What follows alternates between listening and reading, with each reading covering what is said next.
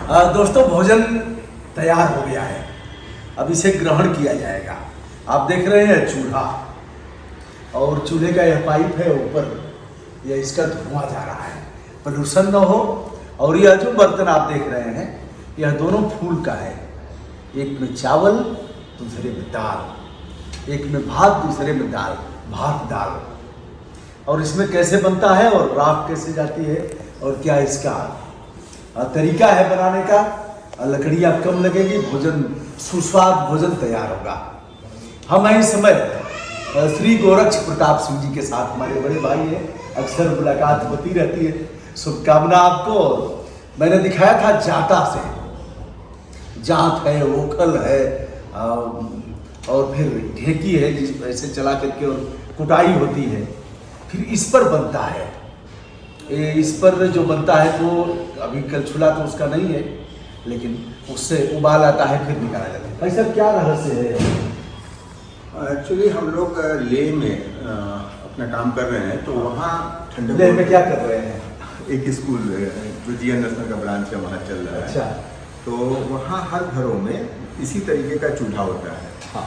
और ठंडक वहाँ बहुत रहती है, 12 महीने रहती है जी। तो घर में एक कमरा जो हम लोगों का ड्राइंग रूम है, वैसा ही उनका एक कमरा होता है जिसके बीच में ये चूल्हा लगा रहता है। इस पर 2 फायदे उनको होते हैं, एक तो खाना बनता है, दूसरा पूरा कमरा गर्म होता है, क्योंकि और इसमें लकड़ियाँ कम लगती हैं। अच्छा। और धुआं बाहर निकल जाता है, लेकिन धुआं निकलने के पहले जो इसमें धुएं के साथ जो गर्मी जाती है वो भी इससे हवा जो टकराती है तो कमरे को पूरा, अब यहाँ जैसे हम लोग पूरा बहुत कंफर्टेबल महसूस कर रहे हैं, यहाँ कहीं नहीं लग रहा है। तो इस तरीके से वहाँ -डिग्री चली जाती है, तब भी इसके नाते उनका कमरा गर्म होता है।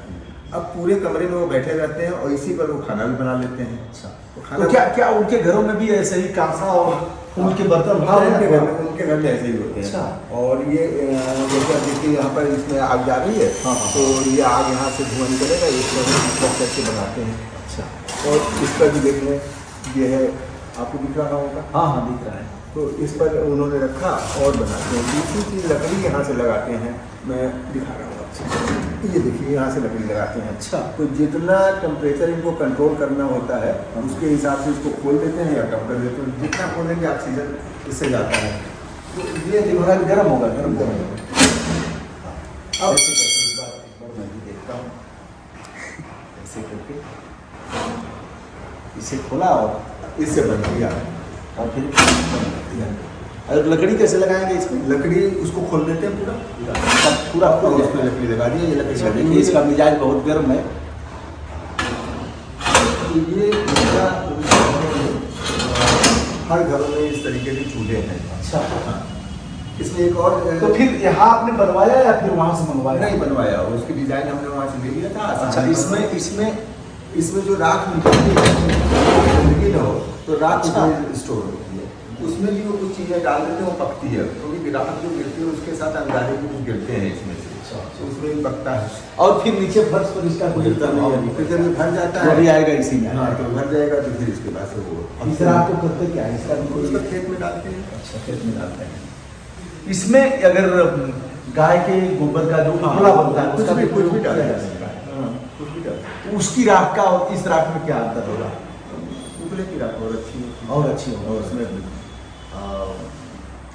जैसे पहले हम भी किए हैं, जैसे गिलास में दादी माँ दे देती थी राख गाय का, और उसको पी जाते थे पानी, और राख नीचे जम जाती थी। और इस राख सबसे वो है, किसी चीज़ को साफ करने के लिए जो साबुन से हम बर्तन आज साफ कर रहे हैं, गैस पर हमारा खाना बन रहा है, राख गई नहीं है, साबुन से करते हैं। साबुन का कुछ हिस्सा अगर गिलास में या बर्तन में लगा रह गया तो वो स्वास्थ्य के लिए बड़ा अहितकर है।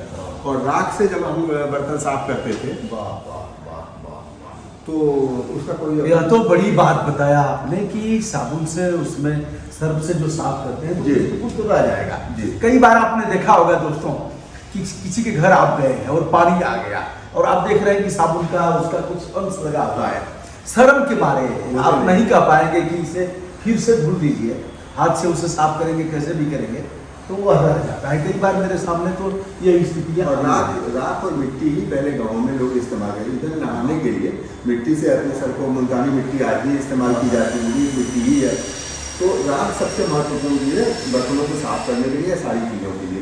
तो ये है तीसरी चीज़ ये है कि लकड़ियाँ हमारे यहाँ बहुत सी होती हैं, हमने इकट्ठा करना शुरू किया तो जाड़े के महीने में अब यहाँ देखिए ठंडक आपको बिल्कुल नहीं लग रही है, खाना भी बन जा रहा है, तो ये है तो वहाँ से हम ले आए और इसको भाई साहब देखा आज। अच्छा एक चीज जैसे इसका इस बर्तन में और उस बर्तन में क्या अंतर होता है?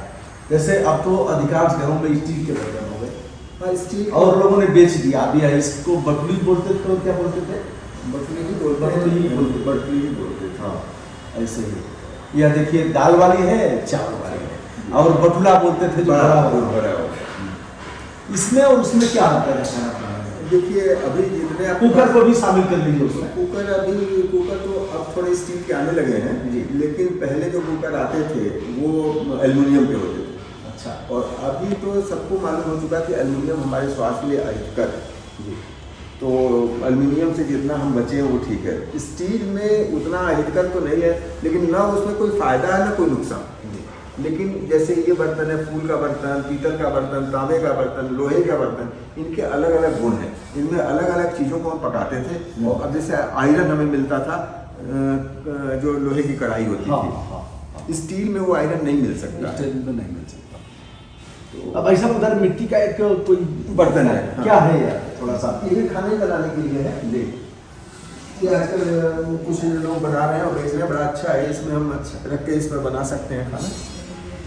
हमने बेटी की शादी किया तो यह सब गिफ्ट दिया। अच्छा। और यह कहा था कि इसका प्रयोग करना है, रोज ना हो तो सप्ताह में एक दिन 2 दिन तो मिट्टी के बर्तन में अगर खाना बनाते हैं तो इससे भी बेहतर है। ये फूल का बर्तन जो है ये भी अब आयुर्वेद के लोग बताएंगे कि ये फायदेमंद तो है। प्राचीन जितने एक परिवार में मैं गया था तो वहाँ बताए कि जैसे जो उबाल आता है, हाँ उसको निकाला जाता है तो उसमें कोलेस्ट्रॉल और इस तरह के जो तत्व होते हैं वो निकल जाते हैं। सबसे ज़्यादा जरूरी है दाल में से निकाल, और उसमें घुल जाता है कुकर में, सब घुल के दाल में से जो ऊपर यूरिक एसिड जो आज बढ़ रहा है जी, उसका एक कारण ये भी है कि पहले दाल में से जो वो ऊपर आता था तो उसको निकाल के फेंक दिया जाता था जी, और वो अब नहीं फेंका जाता। तो कुछ बता रहे हैं इसके बारे में वैज्ञानिक ज़्यादा अच्छी तरह से बता, लेकिन ये हमारी प्राचीन पद्धति स्वास्थ्य के लिए हितकर है। अच्छा अगर जो हम गैस से अगर इसकी तुलना करें तो यह कितना खर्चीला है और वो कितना है? लकड़ियाँ मान लीजिए हमको खरीदना ही पड़ेगा, खरीद करके ही हम बना रहे हैं, चाहे वो जैसे ठंडक से अगर घर को बचाना है तो ना आपको हीटर चलाना है, और हीटर से जो आपको वो कमरे में वो मिलती है गर्मी, उसमें ऑक्सीजन का कुछ ना कुछ तो ऑक्सीजन इसमें भी उपयोग हो रहा है। लेकिन आप बैठे हैं तो कोई आपको दिक्कत यहाँ महसूस नहीं करती।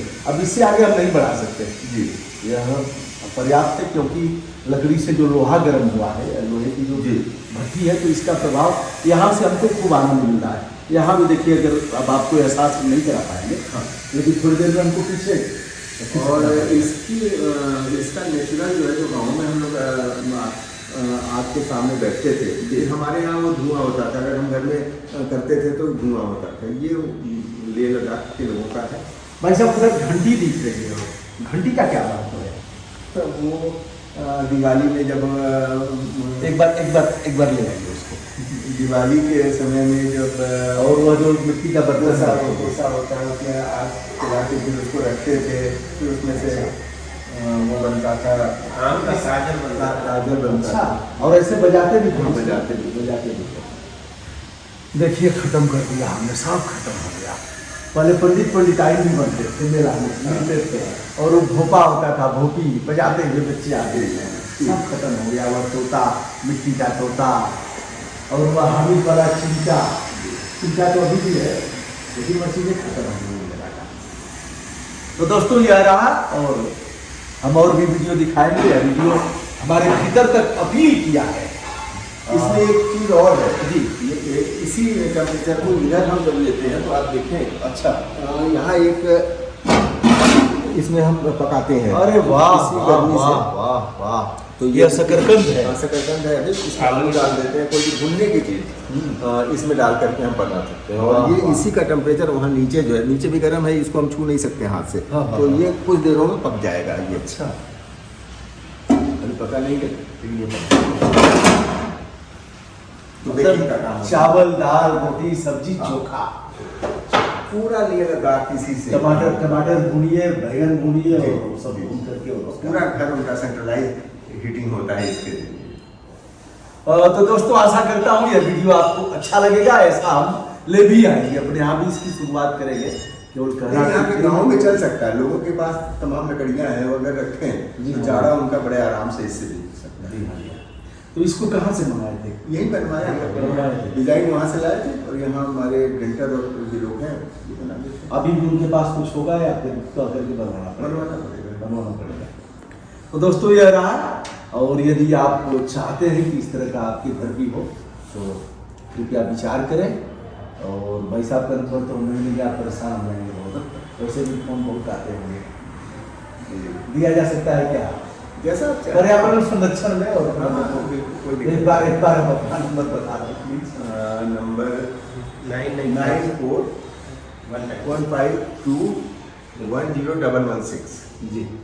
तो दोस्तों मैं हूं ब्रजभूषण दुबे, यूट्यूब चैनल ब्रजभूषण मार्कंडेय से।